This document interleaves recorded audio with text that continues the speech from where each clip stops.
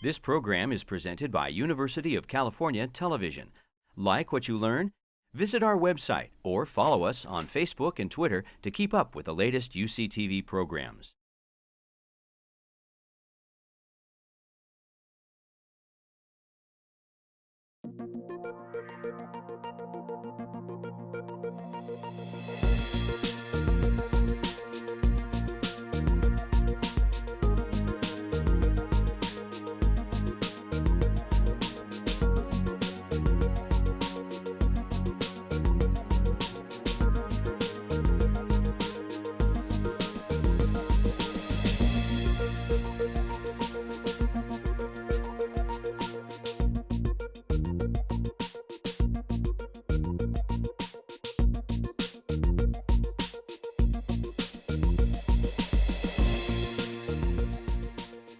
Well, good evening. I'm Mark Schumacher. I'm the chief for the Division of Pain Medicine here at UCSF, and it's my pleasure to welcome you, many of you, back for our sixth and final installment in this lecture series on pain and pain management. It's my pleasure to introduce Dr.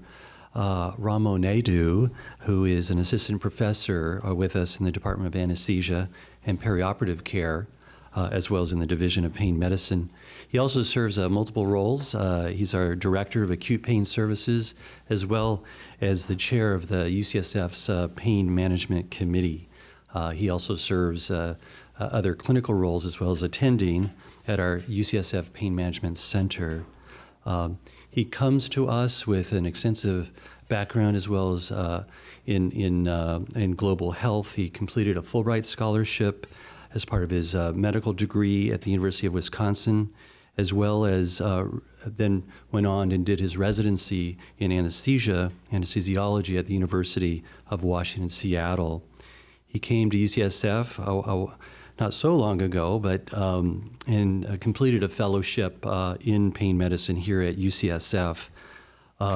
We were fortunate to retain Ramo as a faculty member, and it's been fantastic. He will be approaching a topic that really is both a personal challenge and also a national interest. Certainly I brought along a copy of the Times. This is from several weeks ago, but it would seem that almost on a daily basis, the topic of opioid-induced side effects and really an epidemic of opioid abuse and unintended consequences of their use are in the news. And beyond the national interest, we have our personal sort of questions, I think, that will be addressed hopefully this evening. One, where are we now with this? How did we get here? And hopefully Dr. Naidu will approach the topic of, is there a safe and ethical an effective way forward to address the proper management of the millions of people that suffer the disabling consequences of severe pain. Ramo, thank you.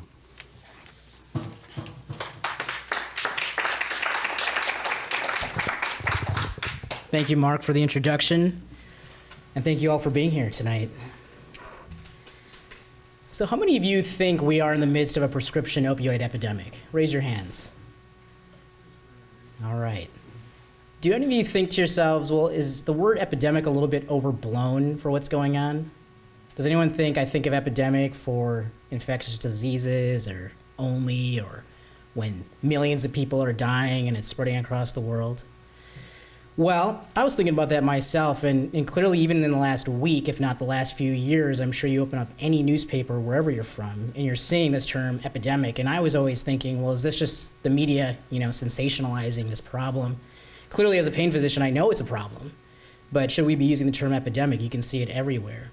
And I started thinking about this because actually when I was doing my Fulbright scholarship, I was a communicable disease fellow, and an epidemic for me was purely about infectious diseases.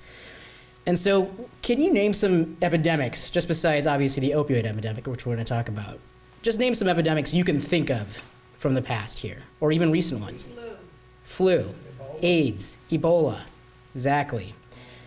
Anyone think of something more recent? Maybe you don't think of it as an epidemic yet, or maybe you do. Zika, yeah. So that's been hitting, a lot of the media lately.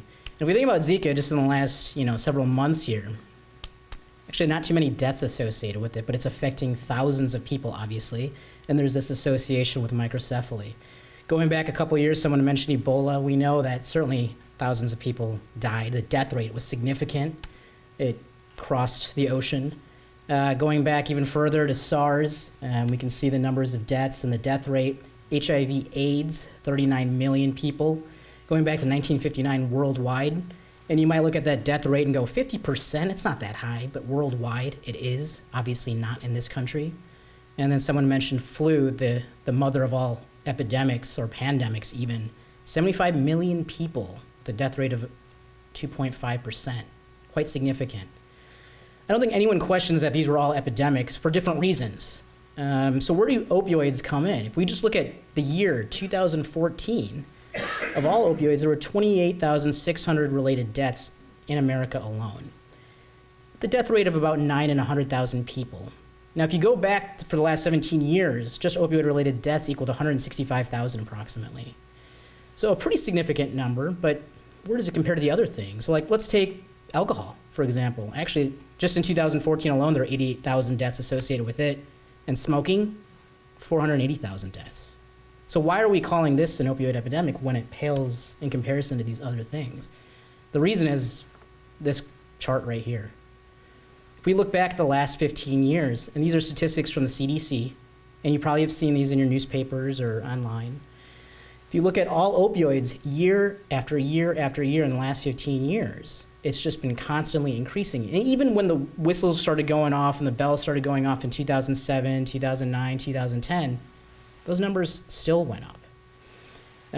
We thought maybe around 2009, 2010 with methadone coming down and maybe a little dip, hey, maybe we're plateauing, maybe we're getting a little bit better. No, we're not, definitely not. And this is the most latest data to come from the CDC. And some of you might be thinking, well, hasn't our population increased over that period of time? Well, when you look at the death rate, the number of deaths per 100,000 Americans, it too has been going up quite significantly. This is the highest death rate we've seen related to poisonings ever in our country. And I just read an article yesterday saying that this death rate, it almost matches what HIV/AIDS was at its peak, 9 in 100,000 people, which is pretty significant. So where do these numbers come from? They come from the National Vital Statistics System. It's a mortality file. And the way this is obtained is how death certificates are filed. So obviously there can be a bit of a fudge factor in that a coroner or someone or a physician has to file a death certificate, and there can be many diagnoses. Obviously when one dies, it's not usually just from one cause. There could be a number. And so getting this information is a little bit tenuous, but what's most important are the trends, not so much the numbers, because they're obviously using the same methodology year over year.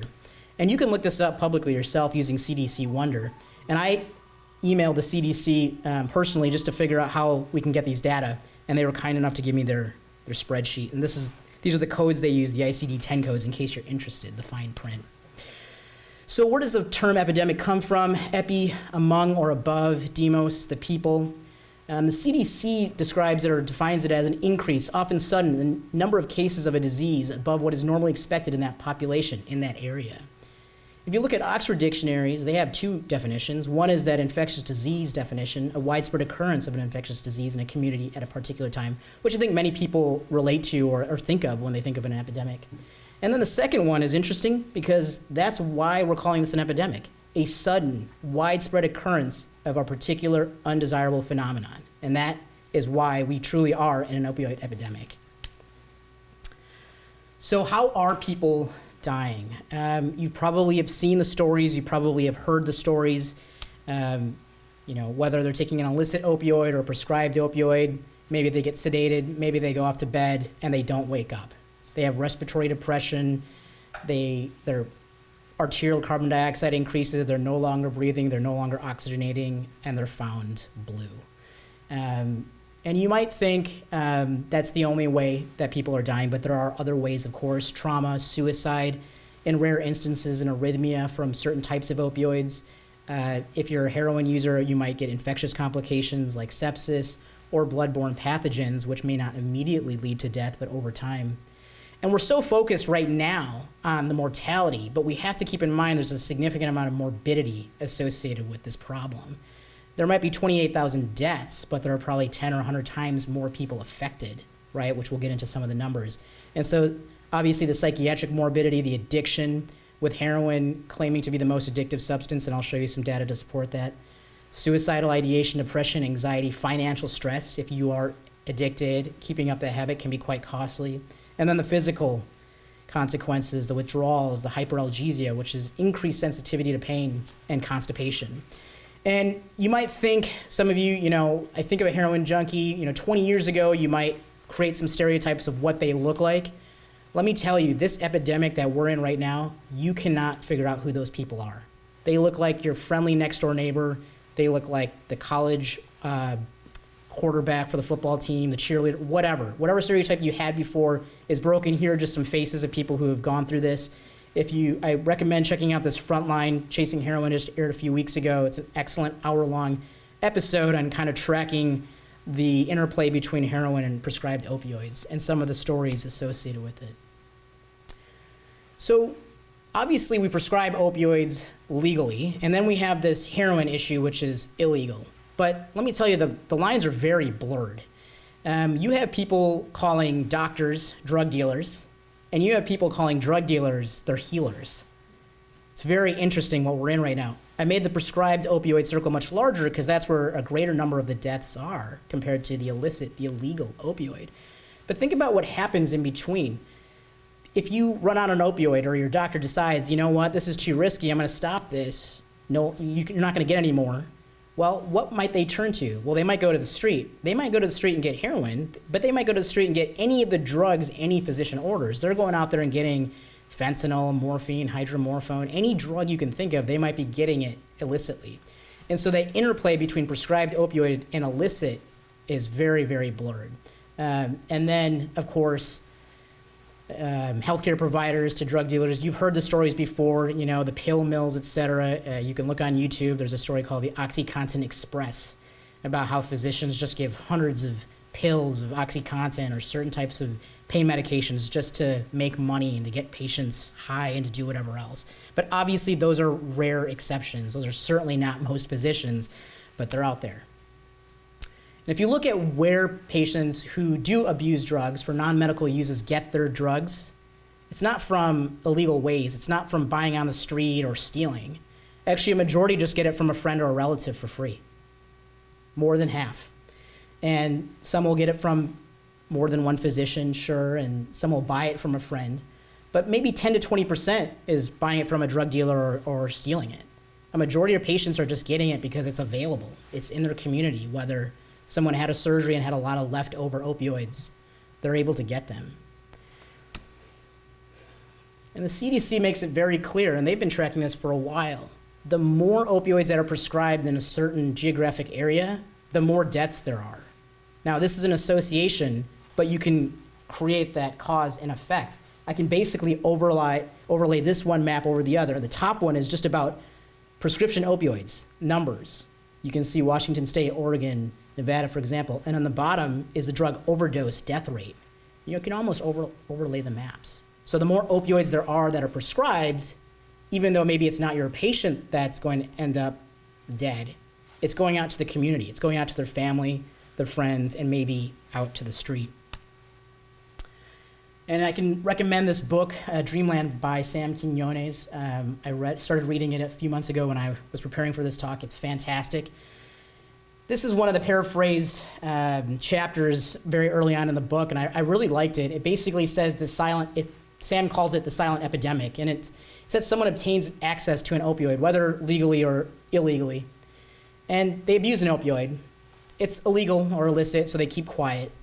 And when they die, the family is embarrassed. They don't want anyone else to know about it. They might even lie about why they died. So they keep quiet. And the numbers over time increase and increase. No one wants to talk about this issue. Obviously now we are. I think, even this week, the national discourse has significantly changed. And now we are talking about this. But 5 years ago, 10 years ago, not so much. Well, is this a pandemic? I mean, yes, we agree this is an epidemic. Is this a pandemic? Well, this map from the International Narcotics Control Board shows where most of the opioids are. Don't worry about the unit. It's just a unit. The red is really high amounts of opioids in those countries, and they're distributed to those countries. White is obviously very low. And you might look at this and go, okay, Australia, Canada, the US, Germany, sure, we're up there, and some of these other countries, not so much. Let me tell you, it's really an American problem, okay? So here's some bullet points that highlight this fact. We constitute 4.6 of the world's population, and we consume 80% of the world's opioids. We consume 99% of the world's hydrocodone. There are enough prescribed opioids for each American to take a prescription opioid every 4 hours for a month. It's estimated that 2.1 million Americans, 1% of the country, or a little less than, has a prescription opioid substance use disorder. And that was in 2012, probably higher now. And it's estimated that nearly 500,000 are addicted to heroin, and that was of 2012. Now, you might think we're number one in this, and therefore maybe we have superior outcomes in pain management. More opioids, right? We should have better pain management. Not at all. There is nothing that says, there's no outcome that has ever demonstrated we have better pain control in this country. And we're going to talk about why that is and how actually ineffective opioids can be for pain. So how did we get here? Well, it started with this plant. Anyone know what this is called? Yeah. Anyone know the Latin term? Papaverum somniferum, sleep-inducing, yes. If you look at this goo that's oozing out, they excoriated the outside, this goo actually has morphine and codeine right there, okay? The entire history of humankind has intermingled with this plant, okay? There have been fossils of poppy seeds with the Neanderthals found in lake beds in Switzerland. You go back 3,400 BCE, the Sumerians called it the joy plant, cuneiform. It was written in their stone. Homer talked about it in the Odyssey, and up until 1809 was the first time we actually took that plant and isolated morphine. Friedrich Saturner, a German. The next 200 years was really the medicalization of that plant. So as I mentioned, morphine was isolated, and soon after codeine. In the mid-19th century, we got the hypodermic needles. So no longer do we use salves or take it orally, but now we have this new route of administration, which originally was subcutaneous, and then it was intramuscular, and then, of course, over time, intravenous. In 1898, heroin was synthesized. And we're going to talk about it. It was actually developed to be a non-addictive opioid. That's why they wanted to develop it. Soon afterwards, after World War I, the explosion in opioids. Basically, there are two schools of thought. One is you took a parent molecule and you modified it. You changed a reactive group. Those are the semi-synthetic opioids. Or you created an entirely new substance, molecule, and those are called the synthetic opioids. Right in the red here, you can see right after heroin was synthesized, it spread like wildfire in countries throughout the world. It was estimated that 2/3 of Americans at one point were addicted to heroin. That was just an estimate. And you can see soon afterwards, the U.S. Pure Food and Drug Act was initiated, which really started the wheels turning heroin into an illegal substance. And it wasn't until the Harrison Narcotic Act that really became true. And fast forward to 1970, the Controlled Substances Act, where we developed our DEA schedules on what is illegal and what might have medical use. In 1973, we discovered how these drugs might actually work. Now, there had been some research before and certainly afterwards, but we realized not until really just 43 years ago that these drugs that humans have been using for thousands of years actually have these receptors, and they do certain things. And we identified the mu, the delta, the kappa, and the nociceptin receptor. And we understood then that we actually develop our own opioids. We don't need the poppy to develop our own opioids. So if I stubbed my toe on this podium, I actually release my own endogenous opioid system to address that pain. So endorphin is for mu, and you can see the term endo, inside morphine, endorphin. And then the others. The exogenous agonists, obviously, are some of the commonly used opioids we have in medicine: morphine, methadone, fentanyl. And then we have antagonists. So just 40 years of understanding how these things work. And then we realize these receptors are throughout our body, and they control lots of different functions. So you might be thinking opioids and pain, but they actually do a lot more than that. They're involved in, obviously, GI motility, your respiratory drive, psychotic features, feeding, sedation, and hormones like prolactin and growth hormone. They affect everything. And so when you think about some of the side effects we're going to talk about later, long-term with the use of opioids, it all comes back to this. We knew that this was possible. And we even have our genes encoding for beta endorphin. So the pro-opioid melanocortin basically exists in all vertebrates. And beta endorphin is one of the end molecules that's derived from this gene. So clearly, we have this system built within us. We use that poppy plant exogenously to augment that system. Moving on from 1973, with this understanding, we started applying opioids in other places, like the epidural space. Drugs started to change. We developed MS-Contin in 1984, OxyContin in 1996. In the 80s and 90s, the World Health Organization had their cancer pain relief guidelines. The American Pain Society came up with the fifth vital sign in 1996. I'm going to talk about all this. Hospice care was growing in favor. The Joint Commission and Veterans Affairs adopted pain as the fifth vital sign. And then the explosion really took off. And in 2007, we're going to talk about the Purdue Pharma lawsuit. And in the last 15 years, this is what we're dealing with. This is in the backdrop. 2007, the CDC did raise concerns about what was happening. 2010, the International Association for the Study of Pain basically said access to pain management is a human right. Just 2 years ago, 2 years ago, the DEA changed the acetaminophen-containing opioids from Schedule 2 to Schedule 2 from Schedule 3. And then just this week, just 2 days ago, the CDC published their first national guidelines in opioid prescribing. It was a big event that just happened 2 days ago. You might be asking yourself, well, I hear people talk about opiate and opioid and narcotics, so I just want to clear the air with the definitions. Opiate is specific for the naturally occurring alkaloids like morphine or codeine. So those are the molecules that are directly coming from the plant. Those are opiates. Opioids refer to all the drugs or molecules that act at opioid receptors, hence the term, hence why we're using opioid for the name of this talk. And then narcotic, which historically has been used in medicine for sleep inducing. We've really shifted that term, especially in the 90s, towards the legal realm for enforcement, for police departments, for the DEA, so that we describe a narcotic as an illegal substance. Obviously, we're not prescribing illegal substances. And so we as physicians or healthcare providers choose to use opioid. If we're talking about an illegal substance like heroin, we might call that a narcotic.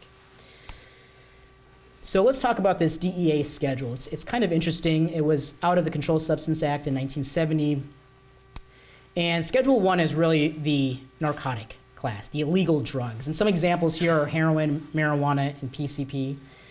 Schedule 2, as you can see, based on this schedule, it has medical use and high addiction potential. Those are some of the commonly used opioids we have here. And then going down, you can see there, based on this schedule, there's moderate and then there's low abuse potential. But some of you are probably going, wait, there's some weird things here.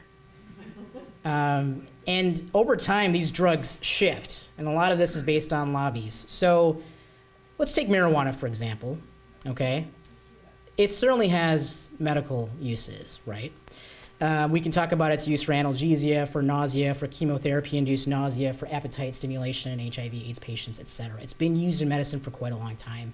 We're obviously probably going to move there in the next 5 to 10 years, certainly nationally, if not statewide soon.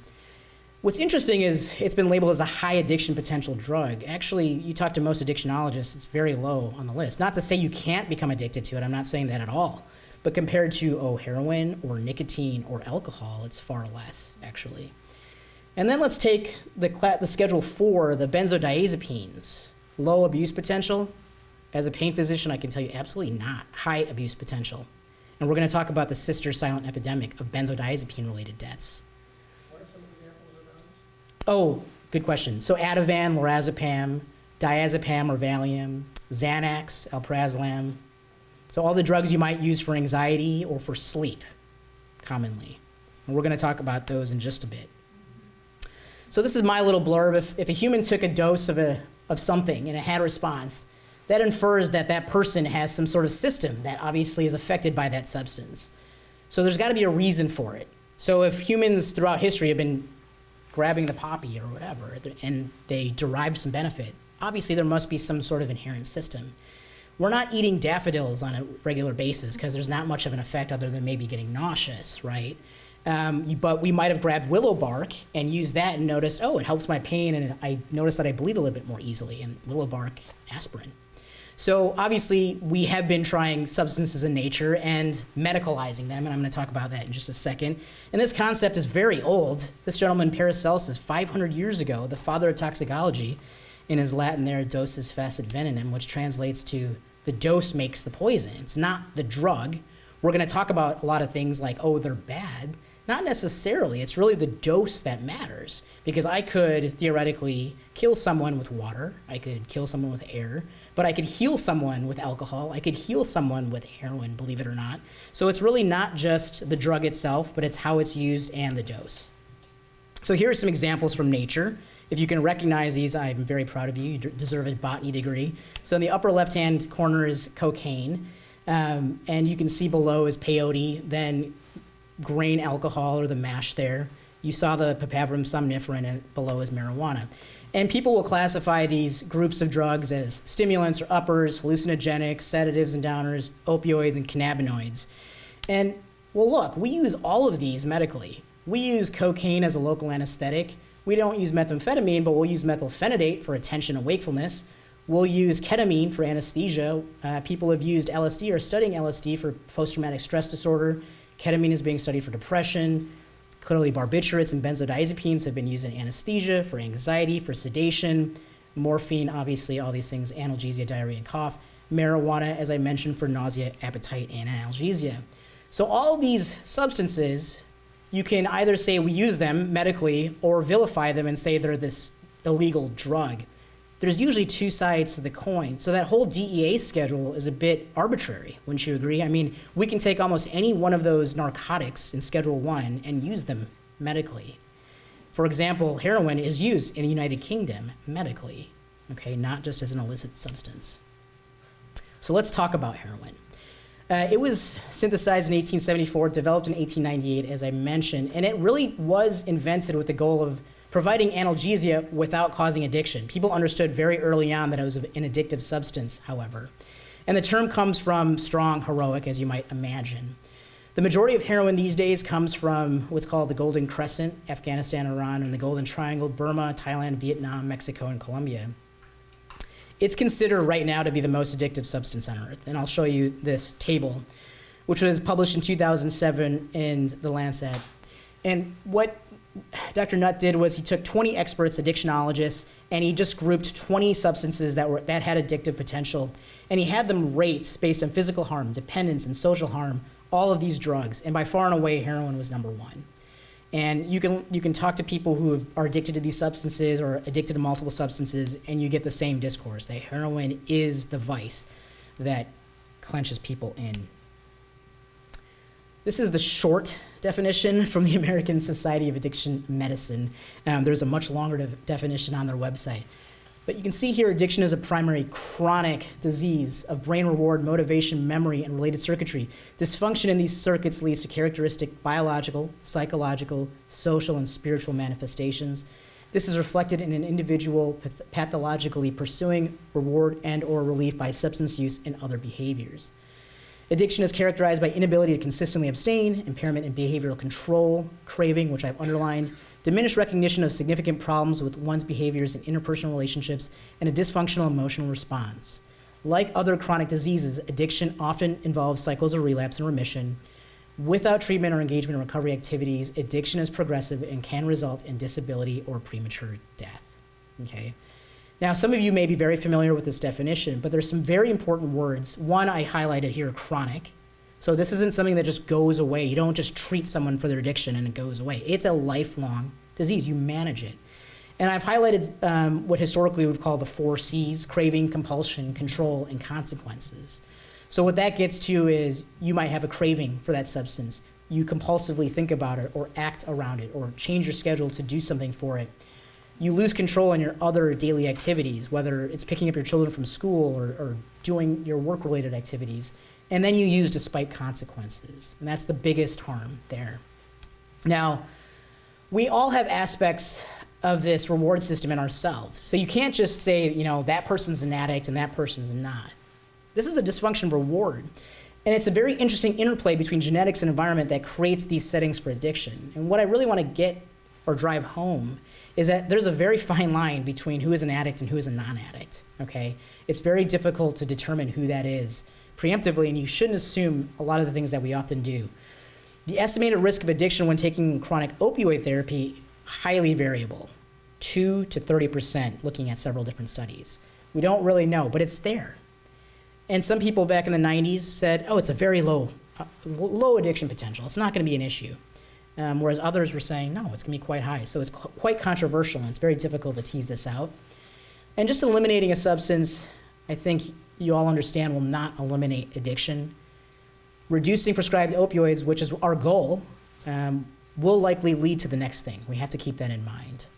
And this is a chronic disease and needs chronic care. So we're going to talk about what the future holds for us. So I'm going to briefly run through major influences on why we're in this epidemic. So the rise of big pharma, Purdue Pharmaceuticals, you might have heard of, in 1996 developed OxyContin. The problem was they marketed it as less addictive, abuse resistant. And in 2007, they had to pay $600 million in a fine in a lawsuit. A few years later, they came up with their abuse deterrent OxyContin, which is much more difficult to abuse. Now, don't feel sorry for them, because you might think, well, $600 million is a lot of money. Well, in 2015, in 1 year, they had made $3 billion. And Forbes magazine, Richest American Families, the Sackler family, which owns 100% of Purdue, was number 16 on that list, and $35 billion in revenue since 1995, most of that from OxyContin. That's interesting because his older brother, Arthur Sackler, was also a psychiatrist. The two of them are psychiatrists.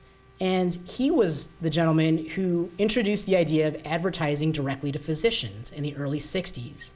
And he is credited with making diazepam, or Valium, the first $100 million drug in the United States. It was the most prescribed drug between 1969 and 1982. And if you were a physician looking in a JAMA in 1970, this is the ad you would have seen. Her world orbits around doctors. Psychic tension rules her universe. And what they describe is the story of this widow and all these doctors surrounding her, looking at her in consternation, her mother, her older sister, and they draw a circle, this sociological diagram of the father who's deceased. Now, some of you might be thinking this is strange. Others of you might be thinking, well, I see all these ads all the time. It's true. You do see all these ads all the time nowadays. In 1997, the FDA allowed expansion of direct-to-consumer marketing. I remember I was in high school and I started seeing these ads for drugs with all those side effects and consequences, and was like, this is really strange. Just in 2000, if you look at how much pharmaceutical companies spent on certain aspects of direct-to-consumer marketing, just in samples, $8 billion almost. Direct-to-consumer marketing was $2.5 billion, and physician detailing, $4 billion. You might be asking what that is. That's payment to physicians. That's via lectures, continuing medical education, promotions, food, gifts, etc. Was there a conflict of interest? You make the call. We needed transparency. So with the passing of the Affordable Care Act in 2010, Obama also signed the Physician Payment Sunshine Act. So you can look up any physician. You can look me up right now and see what kind of money has been given. Now, obviously, there are people who get money for lots of reasons, research, etc., putting on lectures, etc. But it's the people who are obviously making hundreds of thousands of dollars, going to Hawaii for weeks, etc., that you want to highlight. So this is now very transparent. The public can look this up. So what is the American patient-doctor relationship today? Well, it doesn't look too much like what Norman Rockwell painted in The Doctor and the Doll in 1929. If we look at the patient-doctor relationship today, it's very unique, being in this country. It's a very special relationship. I have the ability to, understand and get to know patients very well. I have the almost freedom to do mostly what I want to do. I'm not restricted by certain drugs or formulary to some degree. I do have to answer to an insurer who pays for those medications or devices or procedures, and certainly we negotiate how that works. But in other countries, as you imagine, the payer is right in between. Doctors really can't prescribe whatever they want. If there's an issue, the government or that payer is going to determine what is going to be given. And that payer or the government is also worried about what other patients and what other doctors are going through. They're thinking about society as a whole.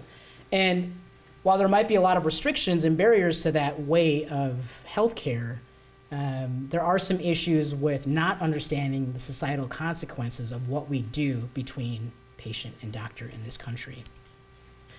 Managed care in the 1990s and all the way through today really reduced our length of stay with our patient visits. You go back 30, 40 years ago, you could spend quite a bit of time. Now the average length with a primary care provider is 13 minutes.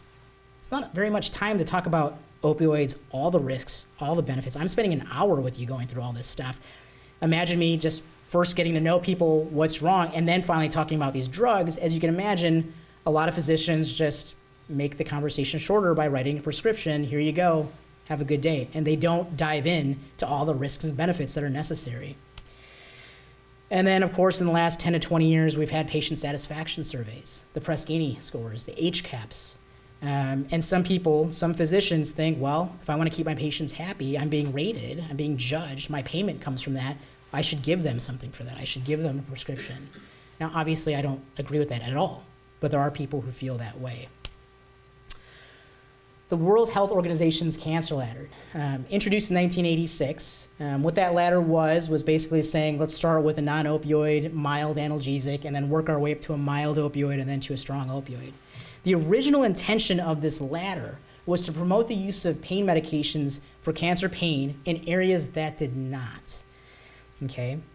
It even reads, it needs to be emphasized that the relief is possible for several million cancer patients who each day suffer unalleviated pain.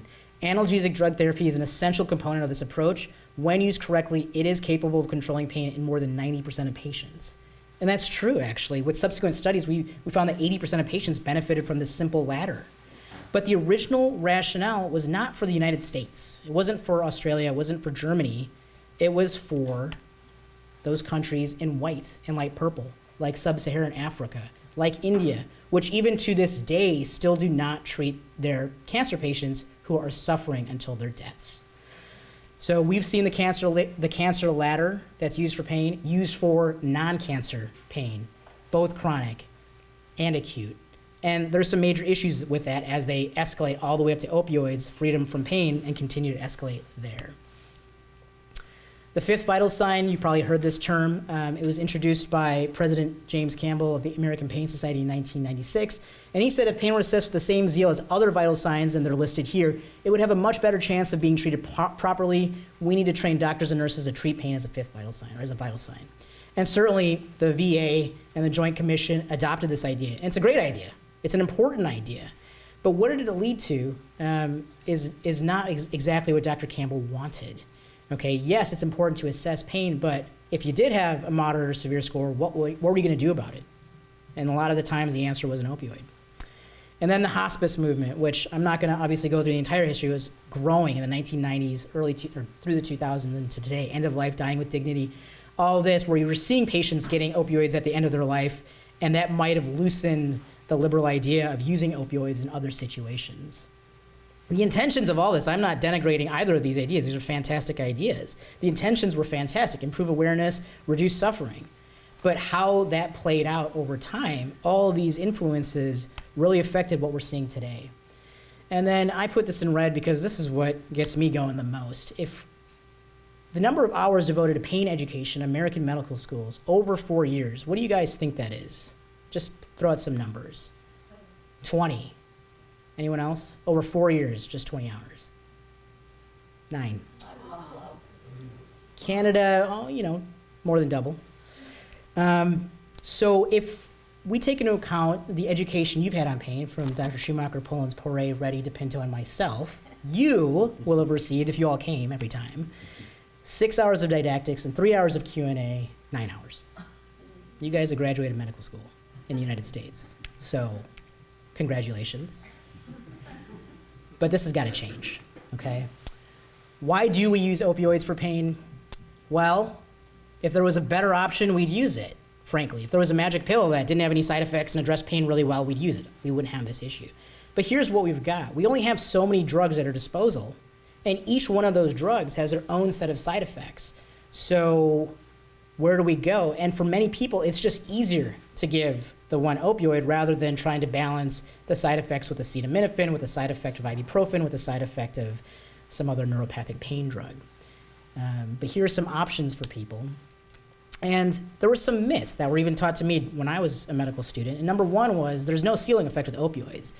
Now, what is a ceiling effect? Well, a ceiling effect is, for example, Tylenol, acetaminophen.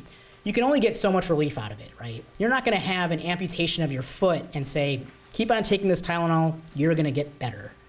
Obviously, that doesn't work. Tylenol can only give you so much relief. And similarly, ibuprofen can only give you so much relief. But if you get an opioid, we can keep on giving it to you until finally you're more comfortable. So that is true. And originally, we thought there was no ceiling effect with opioids, but that was when we were using doses much smaller than what we use today. So there is a ceiling, but it's a really, really high ceiling. In 2016, Dr. Schumacher every day see the ceiling effect in opioids. We are pouring opioids. I mean, we're almost running out of the stock, and patients are still sitting there, I have 9 out of 10 pain. I have 10 out of 10 pain. So they've developed significant tolerance, but we've reached that ceiling. We can't do much more for patients. And so there is a myth. Yes, you can go up and up to a certain degree, but at some point you can't, okay? And so we need to keep that in mind. There are other options. We've been told that opioids are the most effective treatment for pain. In certain situations, yeah. So for acute pain, breakthrough pain, cancer pain, we've talked about certain situations, yes. But their use in chronic non-cancer pain is controversial. They're useful for static pain, meaning when you're staying still. They're not useful for when you move. There are a lot of individual variabilities in how the drugs work. And we're still using this trial and error method to figure out if a drug works well for you. Oh, did that hydrocodone work for you? Oh, no, it didn't. Let's try this oxycodone. Oh, that didn't. Oh, let's try morphine. We don't have a genetic test. We're working on it. We don't have a genetic test to say this is going to work best for you. Personalized medicine. We want that. Hopefully we'll have that. But hopefully we don't need opioids at all. Maybe we'll have something else. And COX inhibitors, or cyclooxygenase inhibitors, also called nonsteroidal anti-inflammatory drugs like ibuprofen or Celebrex, they're actually the most effective in acute pain. Okay, we always fall back on opioids, but this Oxford League Table of Analgesic Efficacy ordered from number 1 at the top, which is a drug you can't even get in this country. It's a toricoxib, but it's related to Celebrex if you're familiar with that drug. But you can see like the first 8 or so are all those COX inhibitors or NSAIDs. The dark blue are the opioids. And this is based on number needed to treat. And so that's how many people you need to give this drug to until one person says, I have a 50% reduction in my pain. Okay, and the lowest NNT is a toricoxib at those doses. And now you might ask, well, what about chronic pain? Well, here's an interesting Danish study. And they found that in Denmark, they use opioids quite a bit as well. And they found that the odds of recovery from chronic pain were almost 4 times higher among individuals not using opioids compared with individuals using opioids. And they found that use of strong opioids was associated with poor health-related quality of life. And the results indicated that individuals with chronic pain using strong opioids had a higher risk of death than individuals without chronic pain at all. So very interesting. And then myth number 3, you just have to worry about the acute side effects. The respiratory depression I mentioned, the nausea, the itching, the hives, the constipation. I was never taught about any of this stuff on the right as a medical student. How many of you know that men who are taking chronic opioids have low testosterone levels? Yeah, 1 raise of hand. And 5 years later, you meet them for the very first time. They've been on all these opioids for 5 years. Do you have low libido? Do you have decreased energy? Yeah, I do. Check their testosterone, it's 0. Opioids affect, as we talked about, everything. It's not just pain. Now we're going to go through a couple other topics, specifically hyperalgesia, which is this, opioid-induced hyperalgesia. And this is the notion that opioids actually make you more sensitive to pain. Totally paradoxical. And the first clinical concept was recognized by anesthesiologists working with an opioid called remifentanil. And it's an opioid that metabolizes extremely quickly, so we can use it when we need it, and we can stop it, and basically within minutes it's gone. Well, when we used it, we noticed that patients in the recovery room were screaming in severe, significant pain. Further animal studies determined that, yes, indeed, there is this hyperalgesic response afterwards. And moving beyond remifentanil, we found that pretty much any opioid has that response. We see it most dramatically when the drug has a fast offset, or use high doses, or use it for a long period of time. But we see this quite frequently. Opioid-induced hyperalgesia is a real phenomenon. There are a lot of papers about it.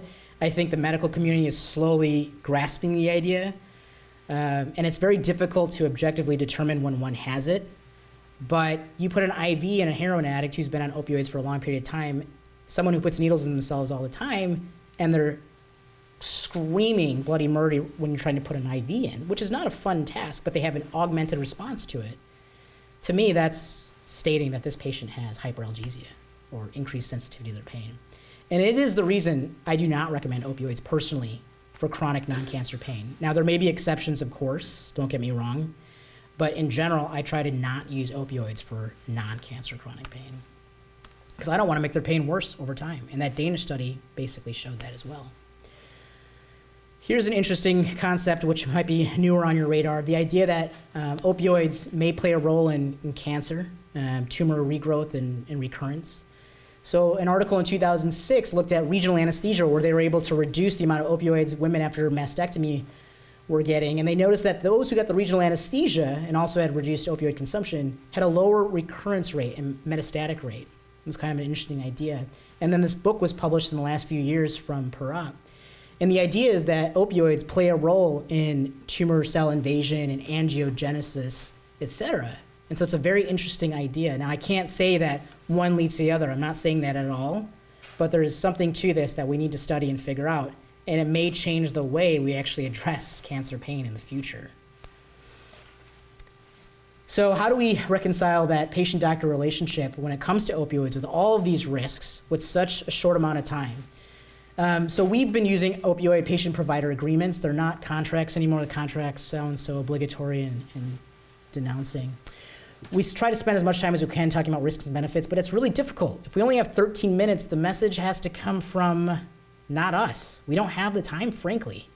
It's got to come from somewhere else, and we'll talk about some of those ways, whether it's the public discourse, advertising, billboards, commercials, et cetera.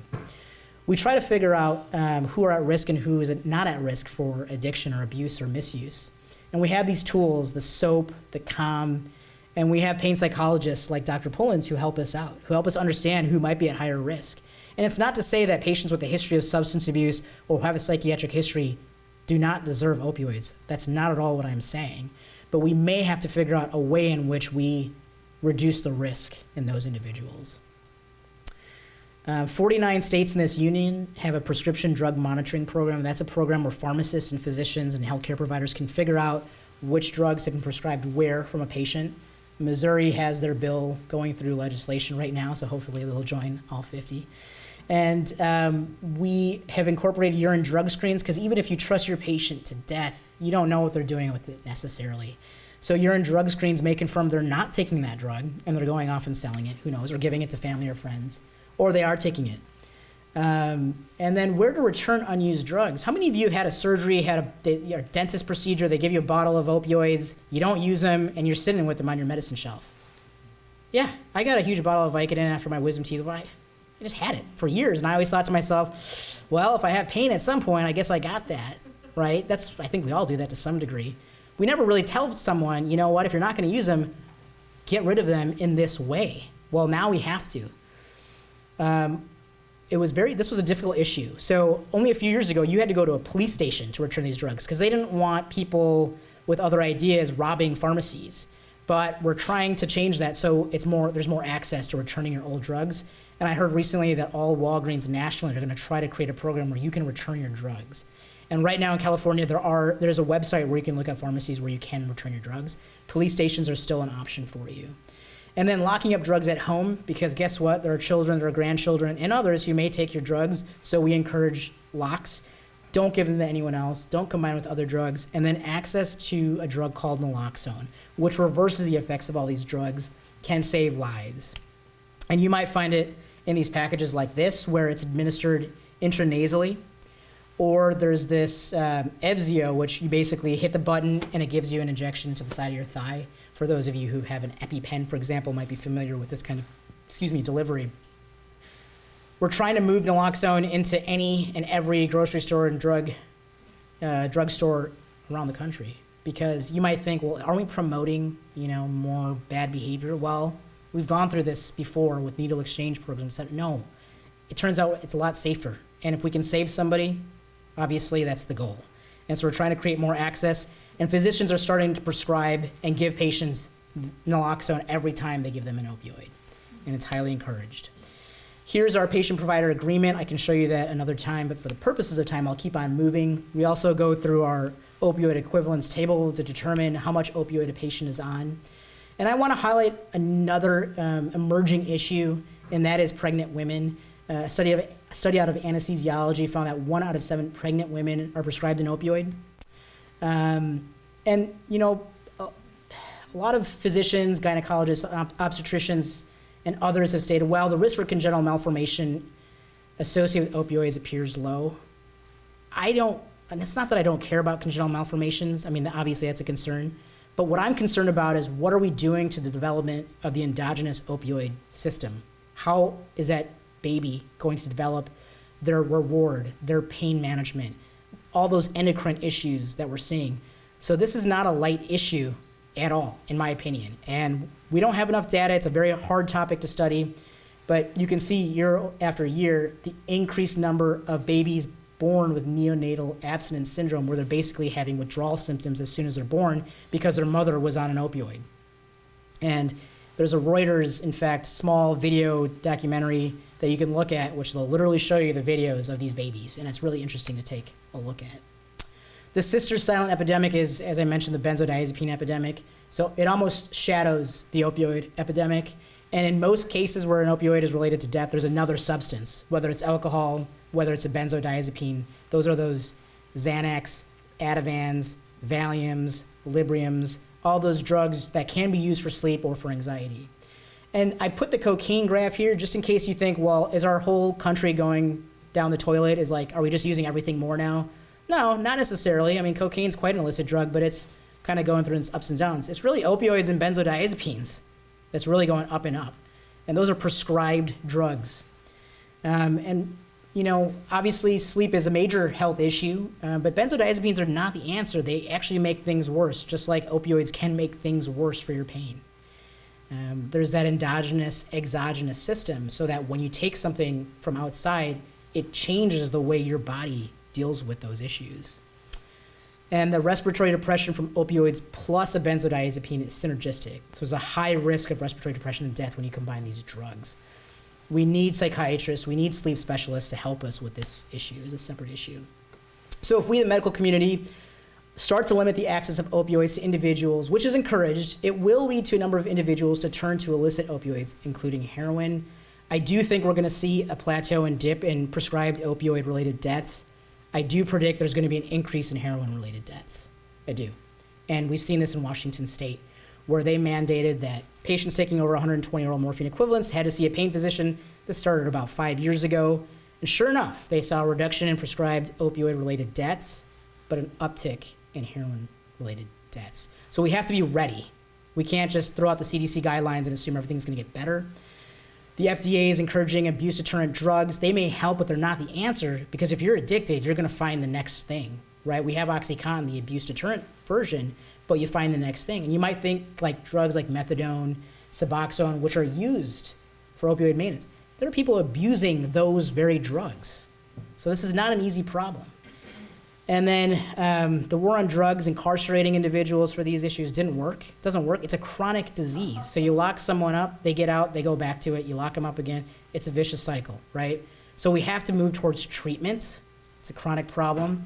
Needle exchange programs have been used in Vancouver, British Columbia, and Canada for heroin addicts to reduce bloodborne pathogen diseases. It might seem like it's promoting a bad habit, but it actually has led to a decrease in mortality. And then, as I mentioned, naloxone access. Here are the CDC guidelines, which were just introduced a couple days ago. Obama, more than a month ago, proposed $1.1 billion for treatment of those addicted to opioids. So obviously he's been told, President, we're going to have issues with heroin in the next few years. We better be ready. And that's where this money is earmarked for. And so states are asking for it. We've gone through an epidemic to some degree with smoking, if you may recall, in the last 30 years or so. And we had to address this in many different ways.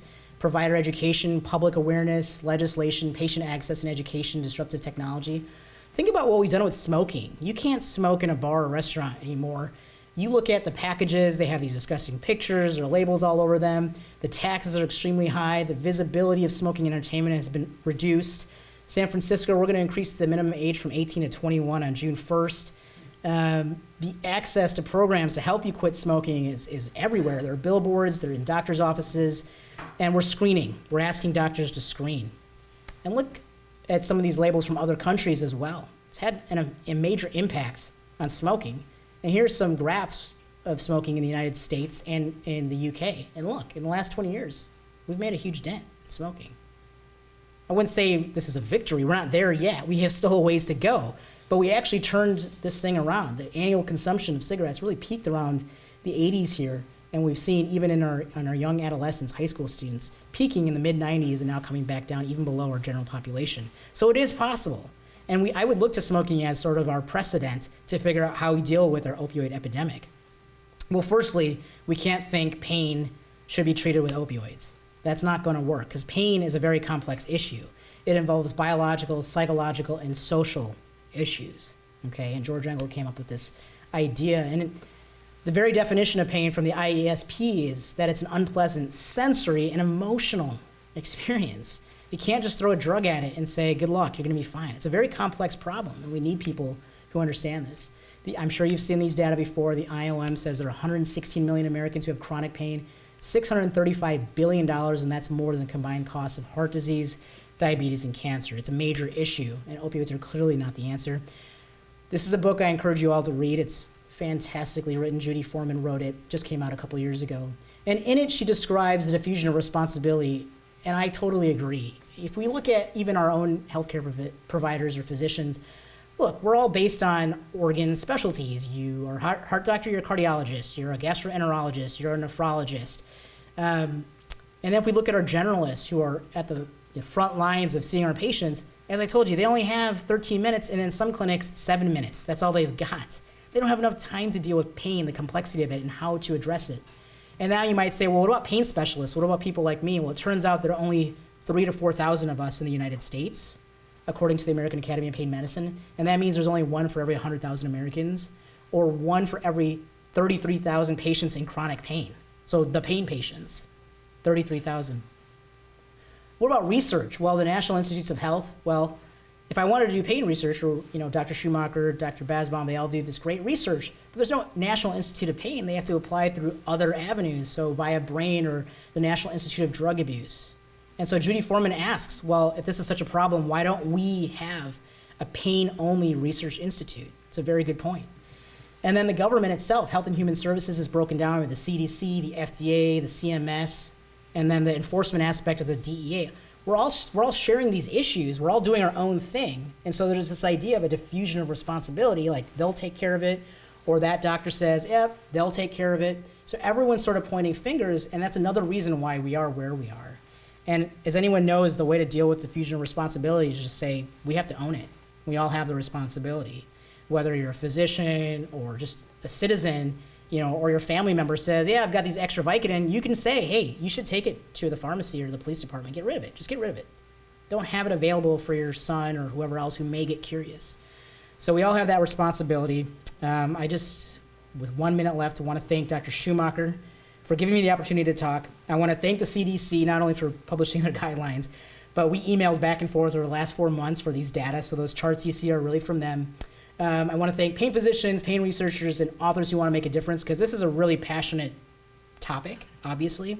And here are 3 books I've highlighted during the talk, but also I'm going to add Melanie Thernstrom's The Pain Chronicles. She's a New York Times writer, and she talks about her own ordeal with chronic pain. And these 3 books are fantastic reads. Me looking at textbooks, medical journals, being able to read it from another's viewpoint is so helpful for helping patients. So, thank you.